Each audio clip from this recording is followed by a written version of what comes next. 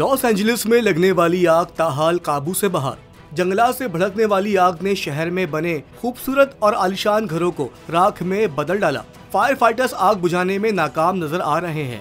इस वक्त तक जंगलात में लगी आग पर ही काबू पाने की कोशिश की जा रही है। बदलते मौसम के साथ लॉस एंजलिस की आग मजीद खतरनाक बनती जा रही है। आग पूरे शहर में फैल चुकी है। फायर फाइटर्स ताहाल जंगलात में लगी आग पर काबू पाने में मसरूफ है। मेयर कैरन बॉस ने खबरदार किया, हम अभी तक जंगल में लगी आग तक को काबू में नहीं ला सके। एलए फायर चीफ ने कहा कि फायर डिपार्टमेंट ने तमाम वसाइल का इस्तेमाल कर दिया है, मगर तेज हवाओं की वजह से आग पर काबू पाने में शदीद मुश्किलात का सामना करना पड़ रहा है।